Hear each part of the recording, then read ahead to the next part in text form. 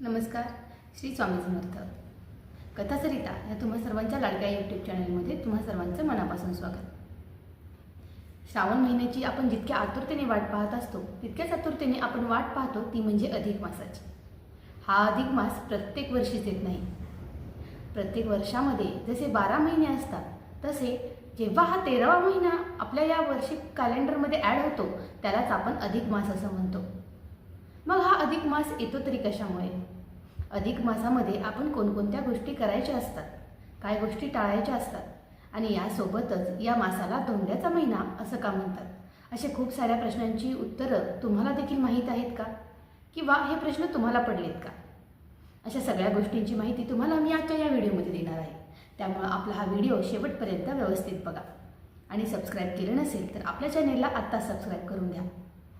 चला तर मग व्हिडिओला सुरुवात करूया आणि सुरुवातीलाच आपण हे जाणून घेऊया की आपल्याला हा अधिक मास म्हणजे नेमकं काय, किंवा अधिक मासालाच पुरुषोत्तम मास, दामोदर मास अशी वेगवेगळ्या प्रकारची नावं का पडलेली आहेत ते. तर व्हिडिओच्या सुरुवातीला आपण इथून सुरुवात करूया की अधिक मास म्हणजे काय.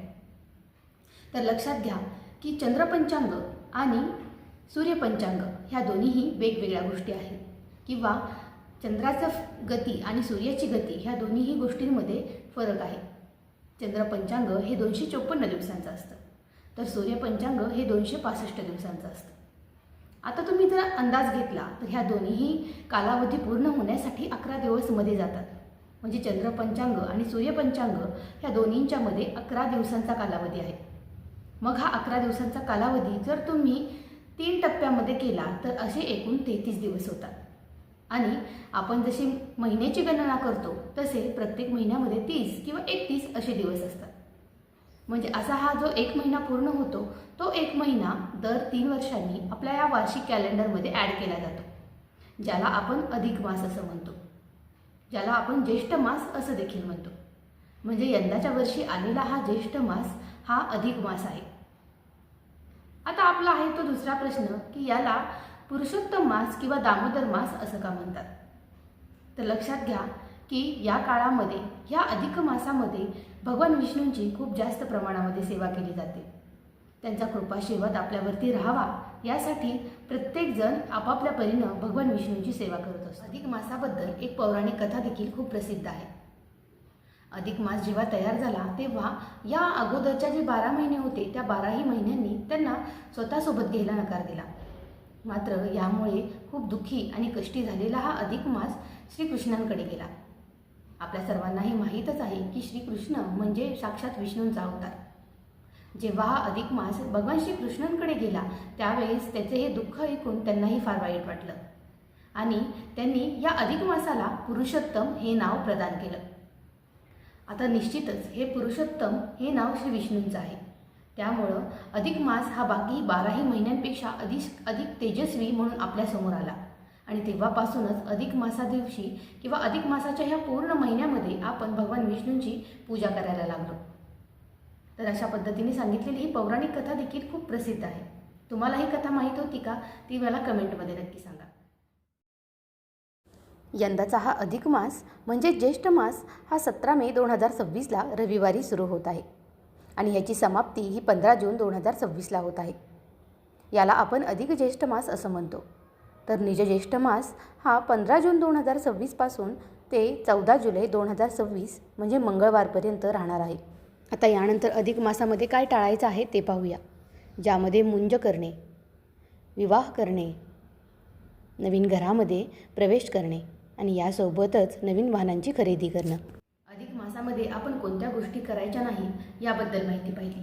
मात्र अशा बऱ्याच गोष्टी आहेत ज्या आपण अधिक मासामध्ये करणार आहोत, किंवा ते केल्यानं आपल्याला कोणत्याही देवदेवतांचं पुण्य हे कित्येक पटींनी मिळणार आहे.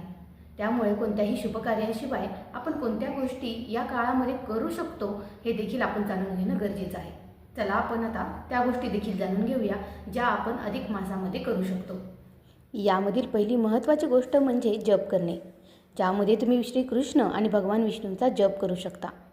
यासोबतच सप्ताह पारायण, देवतांची पूजा आणि आरती, वेगवेगळ्या मंदिरांना आणि ठिकाणांना जाऊन भेट देणं आणि यासोबतच श्री विष्णू सहस्त्रनामाचं पठण या सगळ्या गोष्टी आपण या काळात करू शकतो.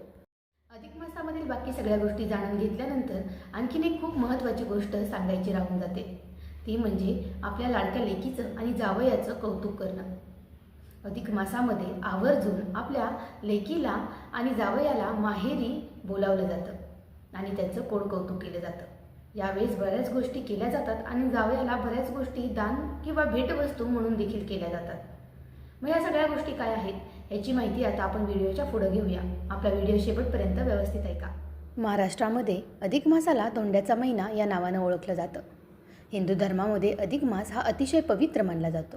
नवीन लग्न झालेल्या जोडप्यांसाठी हा महिना सर्वाधिक आणि खास असतो. सर्वात महत्त्वाचं म्हणजे हा महिना जावयाचं लाड करण्याचा महिना असतो. जाणून घेऊया याबद्दलची अधिक माहिती. या महिन्यामध्ये सासूरवाशिनीचे आईवडील जावयाला घरी बोलावून त्यांना रीतसर गंध लावून ओवाळतात. पंचपक्वान्नाने त्यांना मानपान करतात. जावयाला अधिक मासाचं वाण दिलं जातं. हिंदू धर्मामध्ये मुलगी जावयाला लक्ष्मीनारायणाचा जोडा म्हटलं जातं. म्हणून जावयाला तुपात तळलेले 33 पटीमध्ये अनारसे दिले जातात. एका चांदीच्या अथवा तांब्याच्या ताम्हणामध्ये अनारसे ठेवून त्यावरती तांब्याचा दिवा ठेवून तो लावून जावयाला दिला जातो. अनारशांऐवजी बत्तासे, मैसूर पाक आणि जाळीदार पदार्थ द्यायचे असतात. यांची संख्या देखील 33 असायला हवी. या महिन्यामध्ये नारळ, सुपाऱ्या, फळे यासारख्या वस्तू ह्या 33च्या पटीत देखील देऊन तुम्ही दान करू शकता. वशिष्ठ सिद्धांताप्रमाणे अधिक महिना हा 32 महिने आणि 16 दिवस आणि 8 तासांच्या नंतर म्हणजे सुमारे 33 महिन्यांच्या नंतर येतो. या 33 महिन्यांसाठी म्हणून वस्तूंचे 33 अशा अंकामध्ये दान केलं जातं. याचा उल्लेख अनेकदा 30-3 असा केला जातो, कारण पूर्ण महिना हा 30 दिवसांचा असतो. त्यामुळे एखादा व्रत दिवसातून एकदाच करणार असाल तर शेवटचे 3 दिवस म्हणून ते दिवसातून 3 वेळा करून 33 असं पूर्ण करावं लागतं. तसंच 33 ही संख्या अधिक मासामध्ये महत्त्वाची आहे. 33 कोटी देव देखील असल्यानं ही संख्या 33 इतकीच महत्त्वाची आहे. बऱ्याच ठिकाणी जावयाला चांदीच्या भेटवस्तू दिल्या जातात. धार्मिक दृष्टिकोनातून चांदी ही अत्यंत पवित्र आणि सात्विक धातू मानला जातो. मान्यतेनुसार चांदीची उत्पत्ती ही भगवान शंकराच्या डोळ्यातून झाली आहे. चांदीचा संबंध हा प्रेमाचा कारक शुक्र आणि धनाचा आणि मनाचा कारक चंद्राशी आहे. चांदी ही शरीरामधील पाणी आणि घटक नियंत्रित करतं. यासोबतच शरीरामधील समस्या दूर करण्यासाठीही याचा वापर केला जातो. आपल्या मुलीचं आयुष्य सुखी करण्यासाठी अधिक महिन्यामध्ये जावयाला चांदीच्या वस्तू भेट केल्या जातात. आता बऱ्याच जणांना हा प्रश्न देखील पडेल की चांदीच्या वस्तू तर आम्हाला देणं शक्य नाही, मग आम्ही काय करायचं? तर असं अजिबातही नाही की तुम्हाला ह्या चांदीच्या वस्तू देणं हे खूप गरजेचं आहे. तुम्ही तुमच्या लेकीला आणि जावयाला फक्त जेवणासाठी आदरानं आणि सन्मानानं बोलावलं तितकं देखील खूप पुरेसं आहे. तर अशा पद्धतीनं अधिक मासामध्ये ज्या गोष्टी करणं गरजेचं आहे त्या सगळ्या गोष्टींची माहिती आपण आजच्या या व्हिडिओमध्ये घेतलेली आहे. आपला हा व्हिडिओ थोडासा नव्या पद्धतीनं मी आपल्यासमोर सादर करण्याचा प्रयत्न केलेला आहे. तुम्हाला हे सगळं आवडलं का हे देखील मला आजच्या या व्हिडिओच्या कमेंटमध्ये नक्की सांगा. आणखीन कोणत्या पद्धतीची माहिती तुम्हाला हवी आहे ते देखील तुम्ही मला जरूर सांगा. व्हिडिओ कसा वाटला आणि तो जास्तीत जास्त लोकांपर्यंत शेअर करायलाही विसरू नका. तुम्हाला सर्वांना येणाऱ्या अधिक मासाच्या खूप खूप शुभेच्छा. श्री स्वामी समर्थ.